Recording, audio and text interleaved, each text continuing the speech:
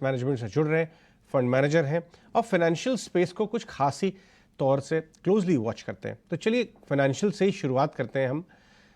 विनय, बहुत बहुत शुक्रिया हमसे बात करने के लिए आज।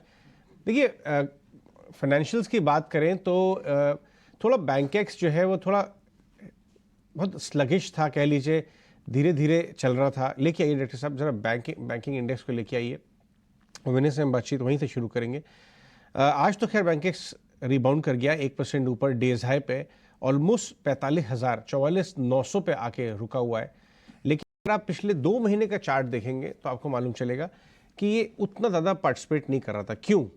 क्योंकि 40% वेट बैंकेक्स का एक स्टॉक में है जो चल नहीं रहा था, HDFC बैंक।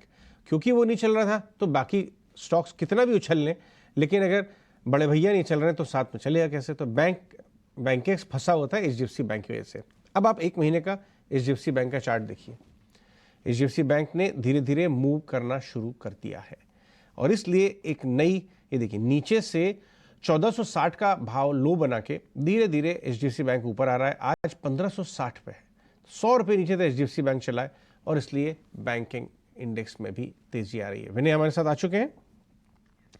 विनय, मैं आपसे बैंक्स के बारे में बात करना चाहूँगा। ये चलिए, HDFC बैंक, मैं स्टॉक पे बात नहीं करना चाहता, बट मैं कुछ दो ऐसे बड़े बैंक हैं जो बैंकेक्स का पार्ट है, लेकिन वो सबसे ज़्यादा अंडर परफॉर्म किए। कुछ जगहों पे लीडरशिप इशू का था, कि कुछ जगहों पे ट्रांजिशन, एक कॉर्पोरेट एक्शन के बाद, और ये दोनों मिला के ठीक ठाक हिस्सा है। Large under performing private sector banks पे क्या व्यू है? तो Ajay, actually overall private sector banks पे हम डिसेंटली बुलिश हैं at this point of time. और इंडिविजुअल स्टॉक्स पे नहीं जाते हैं, बट अगर आप जनरली देखेंगे 2-3 रीजन है बैंक्स के अंडर परफॉर्मेंस के। पहला बड़ा रीजन जो थोड़ा टेक्निकल इन नेचर है और हम टेक्निकल्स पे उतना ध्यान नहीं देते, बट FII सेलिंग कुछ महीनों से काफी स्ट्रांग है, which you have seen, and market काफी retail, HNI, domestic institution dominated है। And banking being such a large part, जैसा कि आपने कहा 35-40% ऑफ मोस्ट इंडाइसेस है बैंकिंग। तो जब FII सेलिंग होता है तो थोड़ा बैंकिंग पे प्रेशर रहता है, जनरली एम्पेरिकली हमने देखा है। दूसरा, फंडामेंटली इस साल पिछले कुछ क्वार्टर्स में बैंकिंग मार्जिन्स पे भी थोड़ा प्रेशर था, obvious, because cost of funds तेजी से ऊपर गई है लास्ट कुछ क्वार्टर्स में, जबकि लेंडिंग रेट्स उतना तेजी से ऊपर नहीं गई है। उसकी वजह से जो टाइम मिसमैच था, तो थोड़ा मार्जिन पे प्रेशर था हमारा।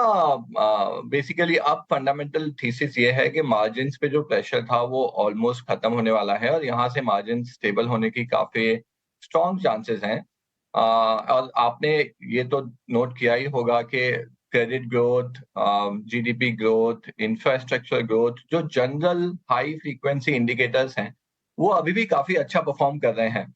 And therefore there is no reason कि बैंकिंग के जो मैक्रो है वो भी स्ट्रांग नहीं रहेंगे। Like recent credit growth number अगर आप देखेंगे, it's a very good number generally across sectors, भले ही वो इंस्टीट्यूशनल लेंडिंग हो या कॉर्पोरेट लेंडिंग हो या retail lending, housing loans, there is decent momentum. Of course, there is फर्क है, institutional lending and corporate lending is growing in single digits, जबकि retail lending is growing in close to 20%. So different segments are growing in different speed, but overall banking sector पे इस वक्त earnings growth delivery काफी strong होने के chances हैं अगले कुछ quarters.